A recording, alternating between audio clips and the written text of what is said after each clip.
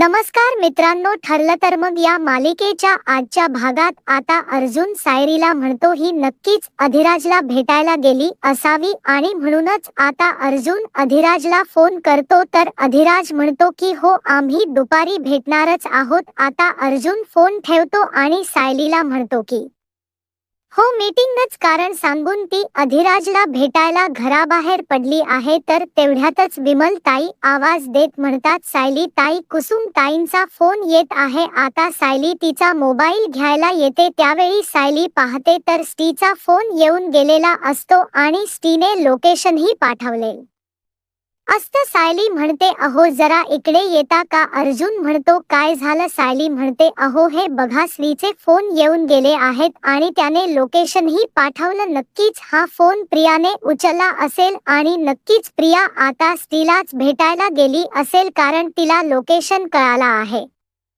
अर्जुन म्हणतो, ही प्रिया सडीला काहीही करू शकते, त्यामुळे आपल्याला लवकरात लवकर निघावं लागेल. अर्जुन म्हणतो, मम्मा आम्ही येतो, हा खूप महत्त्वाचं काम आहे. कल्पना ताई चिडतात आणि अर्जुनला म्हणतात, अर्जुन तुमची काय रोजची नाटकं, मी एकदा सांगितलं ना की कधीही तुम्ही घराबाहेर पडायचं नाही. तर अर्जुन म्हणतो, प्लीज मम्मा आर्ग्युमेंट नको प्लीज, आम्हाला खरंच महत्त्वाच्या कामासाठी जायचं आहे. तर प्रतापराव म्हणतात, अर्जुन मी आतापर्यंत कल्पनाला म्हणायचो की एवढी टोकाची भूमिका घेऊ नकोस, पण आता ज्या काही वाईट गोष्टी घडल्या त्यानंतर मलाही असंच वाटते की तुम्ही जर कारण नसेल तर घराबाहेर जायचं नाही. सायली म्हणते, बाबा पण खरंच महत्त्वाचं काम आहे. प्रतापराव म्हणतात, नाही, आतापर्यंत कल्पना तुम्हाला थांबवत होती, आता मी सुद्धा तुम्हाला कुठे जाऊ देणार नाही म्हणजे नाही. आता अर्जुन आणि सायली रिक्वेस्ट करत असतात परंतु प्रतापराव आणि कल्पनाई काही सायली अर्जुनला घराबाहेर पडू देत नाहीत. कल्पनाताई म्हणू लागतात, अहो चला आपण आपल्या रूममध्ये जाऊया, नाहीतर ही दोघं आपल्याशी वादच घालत राहतील. आता प्रतापराव आणि कल्पनाताई त्यांच्या रूममध्ये निघून जातात परंतु आता आई वडिलांचा शब्द तरी कसा मोडणार, त्यामुळे अर्जुन आणि सायली मात्र पुढते अडकलेले असतात. अर्जुन सायलीला म्हणतो, प्रिया जर स्टीला भेटली तर मग आपल्या हाती काहीच लागणार नाही आणि आपल्यालाही आता घराबाहेर जाता येणार नाही. काय करावं काहीच कळत नाहीये. सायली विचार करते आणि अर्जुनला म्हणते, जरा थांबा. आता सायली लगेच ईश्वरीला फोन करते आणि म्हणते, हॅलो ईश्वरी. हॅलो काव्या, दोघीही आहात ना तुम्ही? तर आता काव्या म्हणते, हो अग सायली ताई, कालच तुझी आम्ही आठवण काढली आणि अर्जुन भाऊजी सुटले ही सुद्धा न्यूज आम्ही पाहिली. खरंच दोघांचे खूप खूप अभिनंदन. तर ईश्वरी म्हणते, हो नाही, बातमी ऐकल्यानंतर मलाही खुशी झाली, पण तुम्ही सगळे ठीक आहात ना? सायली म्हणते, हो आम्ही ठीक आहोत, परंतु मी आता एक जो फोन केलाय तुम्हाला तो एका वेगळ्याच कारणासाठी. तर आता ईश्वरी आणि काव्या विचारतात, काय झालंय सायली ताई, काही प्रॉब्लेम झालाय का? तर सायली म्हणते, तुम्हाला तर प्रियाबद्दल माहीतच आहे, म्हणजे आता तर तिने कहरच केलाय आणि आता आम्ही पेडलेल्या माणसासोबतच ती लगट करत आहे. तर आता हे एकदाच. काव्या म्हणते, काय अगं, तिचं लग्न झालंय हे तिला माहित आहे ना की हेही ती विसरून गेली आहे. सायली म्हणते, हे सगळं काही ती पैशासाठी करत आहे, तिला बाकी काहीच नकोय, फक्त पैसा हवाय. आणि बिचारे अश्विन भाऊजींना मात्र प्रियाच्या अगोदरच्या कुठल्याच बॉयफ्रेंड बद्दल किंवा ती आता जी काही नाटक करते त्याबद्दल काहीच माहित नाही. परंतु या सगळ्याबद्दलचे आम्ही पुरावे गोळा केले आहेत, आमच्या हाती सगळे पुरावे आहेत, परंतु ते सगळे पुरावे आता स्टी नावाच्या मुलाकडे आहेत. आता ईश्वरी म्हणते, मग नक्की काय झालंय पुढे? सायली पुढे म्हणते, झालंय असं की आता हे जे काही प्रकरण घडलंय त्यानंतर आई बाबा आम्हाला घराबाहेर जाऊच देत नाहीत, घराबाहेर पडूच देत नाहीयेत आणि आम्हाला ते सगळे पुरावे मिळवणं खूप गरजेचं आहे. त्यामुळे प्लीज आता मला तुमची गरज आहे. प्रिया आता स्टी पर्यंत पोहोचेलच, परंतु त्या अगोदर तुम्ही त्या स्टी पर्यंत पोहोचाल का? जर तुम्ही तिथे पोहोचलात तर पुरावे सुद्धा हाती राहतील, ते नीट राहतील आणि प्रिया सुद्धा काहीच करू शकणार नाही. तर काव्या म्हणते, अग सायली ताई, तू असं का करतेयस? आम्ही असं का बोलतेस? आम्ही आहोत ना, आम्ही तुझ्यासाठी एवढं तर करूच शकतो, त्यामुळे तू आता त्यास्तीच लोकेशन पटव, आम्ही दोघेही तिथे पोहोचतो. तर सायली म्हणते, बर ठीक आहे. आणखीन एक गोष्ट मला मधुभाऊ नेहमी सांगायचे की आपले सगळे पैसे एका ठिकाणी ठेवायचे नाहीत, कारण एका ठिकाणी जर पैसे चोरीला गेले तर दुसऱ्या 2 ठिकाणी ठेवलेले पैसे तरी सुरक्षित राहू शकतात. तसेच तुम्ही सुद्धा हे पुरावे एकाकडे कोणाकडे ठेवू नका, तुम्ही तिघांनीही ते वाटून घ्या, म्हणजे ते नीट राहतील. असं म्हणत आता सायलीने त्यांना सगळ्यात महत्त्वाचा मुद्दा सांगितलेला असतो, कारण प्रिया काय करू शकते हे सायलीला चांगलंच माहीत असतं. ईश्वरी म्हणू लागते, फिकर नॉट सायली ताई, तू बिलकुल काळजी करू नको, सगळे पुरावे तुला मिळतीलच. सायली तू फक्त आता शांत राहा, आम्ही सगळे पुरावे घेऊन येऊ. तर काव्या म्हणते, सायली ताई, अगं तू आमच्यावर विश्वास ठेवलास ना, त्यातच सगळं आलं. आता आम्ही आमच्या जीवाची बाजी लावू, पण तुझं काम मात्र नक्कीच करू आम्ही बघच. असं म्हणत काव्या सुद्धा आता या सगळ्यात खूप संतप्त झालेली असते. प्रियाचं वागण सगळ्यांनाच खटकत असतं आणि म्हणूनच आता सायलीची एक एक मैत्रीण करत सर्वच जण सायलीला साथ देण्यासाठी आलेले असतात. तर आता सायली काव्याला म्हणते, पण काव्या तू जास्त दगदग करू नकोस, तू स्वतःच्या जीवाला आणि तब्येतीला सांभाळायचा आहे. काव्या म्हणते, हो, पण तू सुद्धा अजिबात काळजी करू नकोस सायली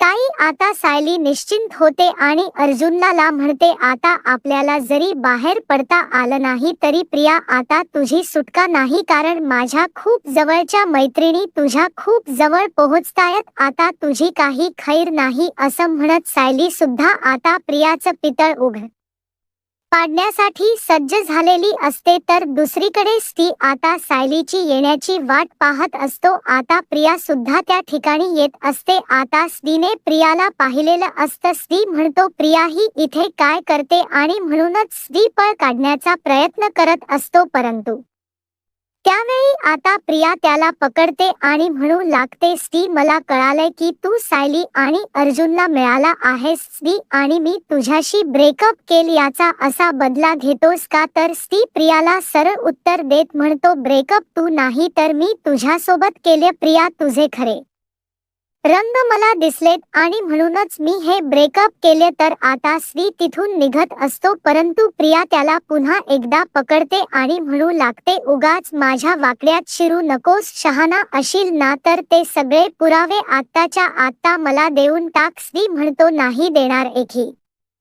पुरावा तुझ्या हाती लागू देणार नाही. प्रिया म्हणते, देऊन टाक. स्त्री म्हणतो, नाही देणार, प्लीज मला सोड. प्रिया म्हणते, नाही, तू जर एवढाच हुशार असशील ना तर सगळे पुरावे मला देऊन टाक, नाही तर स्त्री तुला संपवायला सुद्धा मी पुढे मागे बघणार नाही. असं म्हणत प्रिया आता स्त्री जवळचे पुरावे मिळवण्याचे प्रयत्न करत असते. स्त्री ते पुरावे वाचवण्याचा प्रयत्न करत असतो आणि प्रिया मात्र त्या पुराव्यांपर्यंत पोहोचण्याचा, आणि त्याच वेळी त्या ठिकाणी ईश्वरी पोहोचलेली असते. ईश्वरी हे सगळं दृश्य पाहते. तर तोपर्यंत स्त्री कसा बसा प्रियाच्या हातून निसटतो आणि तिथून पळ काढतो. आता प्रियाच्या हातून स्त्री तर निसटलेला असतो आणि ईश्वरी हे सगळं पाहताच आता स्त्रीच्या मागून जात म्हणते, आता ही प्रिया आमच्या अगोदरच स्त्री पर्यंत पोहोचली, आता कसं थांबूला? माझी स्कूटी सुद्धा त्या साईडला आहे आणि एवढं सगळं ठीक, परंतु नाही, काहीही करून आता ते पुरावे मिळवायलाच हवेत. शेवटी धडाकेबाज असणारी ईश्वरी आता तिथे असणाऱ्या त्या ट्रॅफिक मध्ये असणाऱ्या सगळ्या 4 व्हीलरच्या वरून चलत कशी बशी आता आपल्या स्कूटी पर्यंत पोहोचते आणि स्टीला घेऊन तिथून निघते. परंतु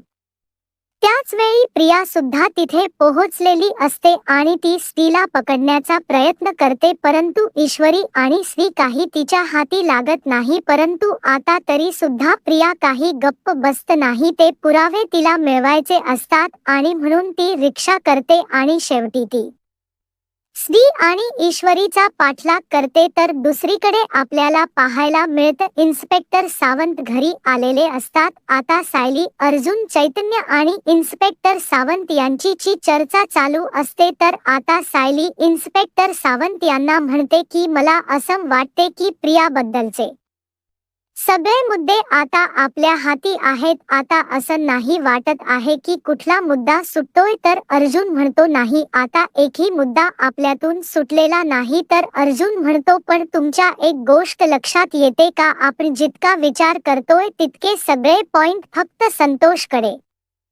येऊनच थांबतायत. तर चैतन्य म्हणतो पण यात संतोषच नक्की तोंड कसं उघडायचं. तर अर्जुन म्हणतो त्याला एकच मार्ग आहे. संतोषचा एखादा असा वीक पॉइंट आहे की जो वीक पॉइंट प्रियाच्या हाती लागला आहे आणि त्याचाच वापर करून प्रियाने त्याला ब्लॅकमेल केला आहे आणि म्हणूनच संतोषने हा मोठा खुनाचा आरोप स्वतःवर घेतला आणि प्रियाला निर्दोष सोडला आहे. आणि म्हणूनच संतोषचा हा जर वीक पॉइंट आहे ना, तो जर आपल्याला सापडला तर मग आपण प्रियाच्या 2 पावलं पुढे टाकू शकतो. तर सायली म्हणते पण या संतोषची दुसरी नस काय आहे, ती कोणती आहे हे आपल्याला कसं कळणार. अर्जुन म्हणतो कळेल, सगळं काही कळेल. इन्स्पेक्टर सावंत आणि चैतन्य, तुम्ही आता संतोषचा फॅमिली बॅकग्राऊंड चेक करा, त्या सगळ्या डिटेल्स शोधून अधिराज सरदेसाई आणि अधिराज हे माझे आईबाबा आणि हा माझा नवरा अश्विन. आता मात्र ठरल्याप्रमाणे अधिराज अश्विनच्या अंगावर धावून जातो आणि म्हणतो काय रे तू नवरा, असं म्हणत त्याची कॉलर पकडत म्हणतो बायकोला मारण करतोस, दारू पितोस आणि घरी तमाशा करतोस. अरे बायकोला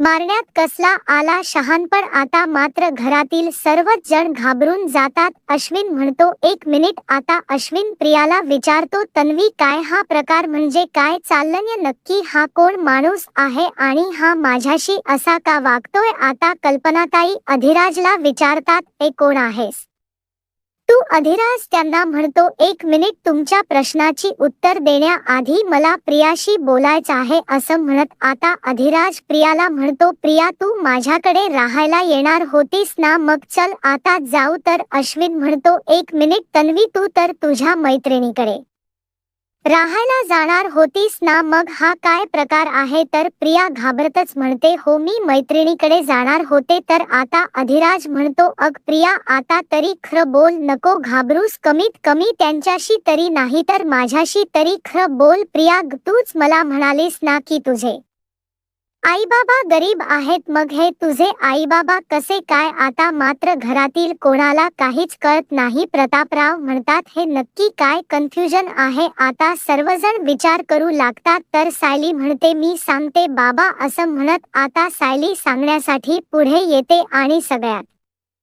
पहिल्यांदा सर्वांना म्हणते की हा सगळा प्रियाचा खोटारडेपणा. हिने आतापर्यंत ज्या काही गोष्टी सांगितल्यात ना, त्यातील एकच गोष्ट खरी आहे, ती म्हणजे हे अधिराज सरदेसाई प्रिया जिथे नोकरी करते असं तिने आपल्याला सांगितलं. मग त्याच अधिराज फॅशनचे हे मालक आहेत. आता अश्विनला तो क्षण आठवतो. अश्विन प्रियाला म्हणालेला असतो प्रिया अगं तू चुकून अधिरा फॅशन म्हणालीस, ते तर अधिराज फॅशन आहे. तर प्रिया म्हणते नाही अरे ते तर अधिरा फॅशन आहे. आणि म्हणूनच अश्विन म्हणतो की तन्वी तू तर अधिरा फॅशन नावाच्या कंपनीमध्ये जॉब करतेस ना.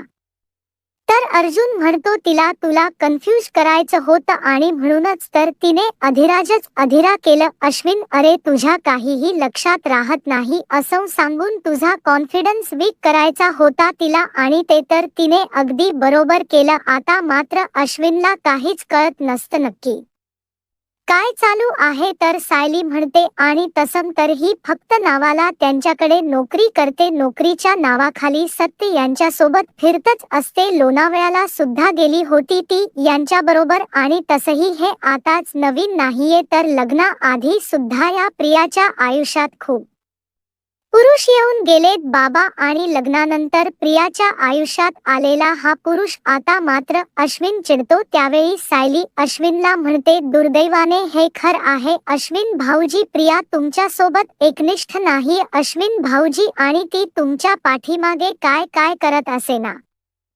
हेच तर आम्ही आज तुम्हाला सगळं काही दाखवणार आहोत. आता प्रिया चिडते आणि म्हणू लागते, ए सायली, वाटेल ते बोलू नकोस. तुला काय वाटते? तू वाटेल ते बोलशील आणि माझा नवरा ऐकून घेईल असं वाटते का तुला? आता प्रिया नाटक करत म्हणते, अश्विन, अरे ही दोघी मला बदनाम करायचं कटकारस्थान करतायत आणि अधिराज सर, तुम्ही सुद्धा या सगळ्यामध्ये सामील झालात. मी तर तुमच्याकडे किती प्रामाणिकपणे नोकरी करते आणि तुम्ही हे सगळं काय बोलताय? अधिराज सर, आता मात्र घरातील सगळ्यांच्या समोर प्रियाचा खोटेपणा येत असतो तर अधिराज मुरकतो. अगं पण प्रिया, तूच मला सांगितलंस ना की तुझा नवरा काही करत नाही, फक्त दारू पिऊन घरात तमाशा करतो, आणि आता तर तू तर प्रिया नाटक करत म्हणते, तोंडाला येईल ते बोलू नका सर. मी मान खाली घालून कामावर येते आणि परत कामावरून घरी परत येते आणि मग या सगळ्यामध्ये नव्याबद्दल सांगण्याचा विषयच कधी येतोय? आणि अधिराज सर, हा माझा नवरा आहे आणि माझं त्याच्यावर खूप प्रेम आहे. आता हे ऐकल्यानंतर सायली, अर्जुन आणि अस्मिताला मात्र हसायला येतं. आता सायली प्रियाला म्हणते, हो का, आणि या सगळ्या गोष्टीवर आम्ही विश्वास ठेवायचा? तर प्रिया म्हणते, हो ठेवायचा, कारण मी खरं बोलते. तर अर्जुन म्हणतो, ओके प्रिया, काही हरकत नाही, आम्ही खोट बोलतोय असं तुला म्हणायचं आहे ना? मग खरं काय आहे हे तुझ्या एका एक्स बॉयफ्रेंड कडूनच ऐकूया. प्रिया घाबरतच विचारते, काय, कोणाकडून? तर अर्जुन स्टीला आवाज देत म्हणतो, स्टी ये.